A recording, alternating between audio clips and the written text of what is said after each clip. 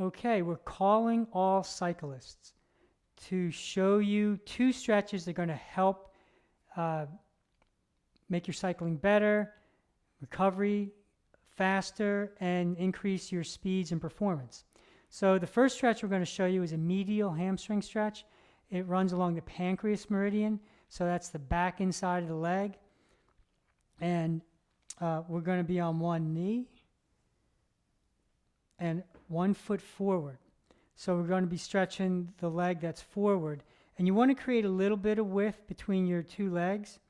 And if you can turn that front foot in, it's great. Otherwise, you can leave it straight ahead. And if it's really tight, you can start off by leaving the foot out a little bit because you don't want to create a rotation that's uncomfortable for you, okay? Either way, it'll get the medial hamstring, but as it becomes more flexible, you'll be able to turn it in a little more as you go through your stretching. Arm on the inside of your leg, palm flat on the floor with your thumb and index finger around your heel. So your heel, when it kicks back, it can, drive into your hand. So lean forward to start. Pull the heel back. Now the back naturally kind of wants to come down toward this knee. That's great. If you can drive it straight back, that's fine too. You're still going to fire up that medial hamstring. It's resisting, resisting, resisting, resisting as you sit back. Relax as you come forward. Resist, resist, resist, and relax as you come forward. You're also going to feel at one point your thigh and your arm pressing against each other, and that's another point of resistance, another vector, another way to engage and stretch your medial hamstring here. And go as far in range as you want, as long as you can continue to pull the heel back and actively resist.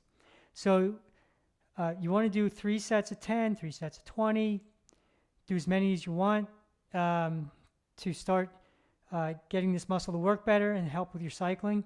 Now, the balancing muscle that's really nice to pair with pancreas are your quads. Stomach. The stomach meridian runs along these. And this is going to be a quad against the wall stretch. So again, 3 sets of 6, 10, 20, how many reps you want to do, and alternate. Do a pancreas stretch, both legs, let's do some stomach and then back to pancreas, okay? So you want to get down on your hands and knees. You want to have your back to the wall. I have a bolster here because my foot's going to go up against the bolster and it'll be more comfortable. What part of your foot's up against the bolster? The top of the foot. Maybe you should point to that. Top of the foot right here, yeah, because you won't be able to see that, is going to be pressing against the wall, or the bolster.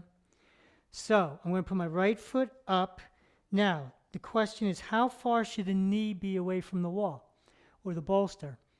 It can be like 2, 3, 4 inches. It could be 10, 12 inches. It'll change. Usually when you start off, and then what happens here? So if it's agonizing, you want to bring your knee a bit away. You want to bring your knee further away. Yeah. And sometimes just the top of your toes are going to press into can you see that? Yep. Yeah, so that's kind of what's happening. A lot of times what's going to happen is that foot's going to sickle in. At first you can do that, and then gradually you can just start turning it out, because that will be substitution. And then the straighter this ankle and foot is, the better the resistance and the better stretch in the quads. So you want to change the fascia. So lean forward to start, then press the foot back into the wall, tuck the tailbone. You can also drive the knee forward. So main thing is the foot pressing into the wall, foot pressing into the wall, foot pressing into the wall, foot pressing into the wall. As you move back, relax coming forward. Breathing in and out through your nose. Now, when you tuck your tailbone, you want to keep the ribs in. Relax as we come forward. Press the foot into the wall, tuck the tailbone, drive the knee forward, and the hips, torso, head, and neck are moving back as one unit. Try to avoid just the hips going back, and try to avoid just the head and neck and shoulders going back. Push the foot into the wall, tuck the tailbone, resist, resist, resist on the way back. Relax coming forward. Grab a chair. Hold on for balance because you don't want to be keeping your balance. It'll produce less resistance. And the key to changing your fascia is the resistance. Yeah, so if you're worried about keeping your balance, you can't resist. Yeah, don't think you have to keep your balance. It's not part of the thing, you know. It's Hold on to something. hold on to something. Use a crutch. All right. So again, stomach, pancreas, quad, medial hamstring. So John, I think what Oh, would be just wait. When you come out, hands down, gently move around, and then switch legs.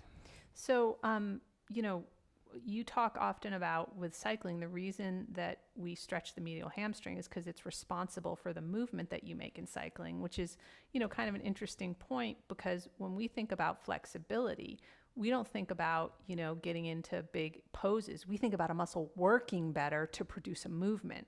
So can you just talk about that, how the medial hamstring actually produces the cycling movement and why it's so important to stretch it? And then also, we see a lot that people's quads overdevelop who cycle. Can you explain that and how that ties in?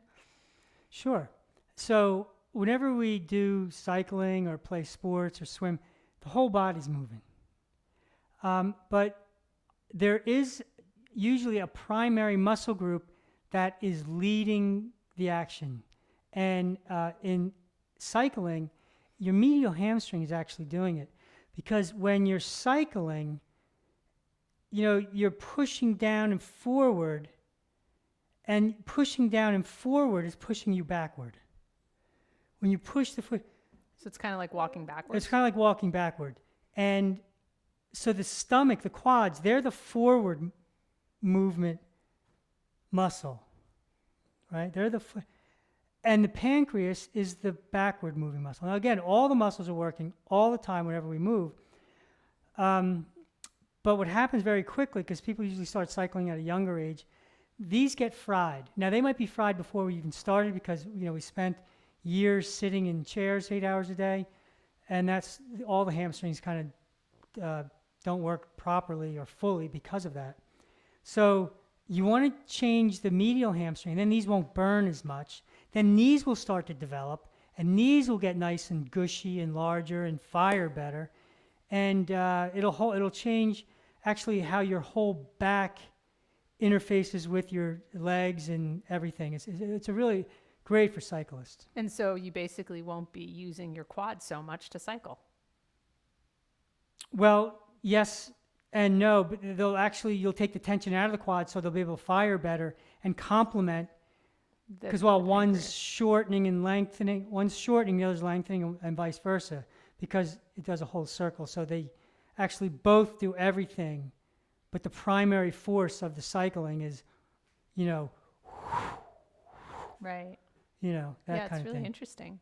Yeah, we would love to hear your comments. And, these are just two versions of pancreas and stomach stretches. We have other versions. You can find those in other blog posts. Some blogs that have pancreas stretches would be associated with anything to do with the hips, Plantar fasciitis, worry, and then for the stomach, running, sobriety. I'm trying to remember some of our blog posts. We also have a number of YouTube videos. So if you want to try different versions, you can, hunt around and definitely leave us a comment. We would love to know how it goes. Thanks for stretching with us.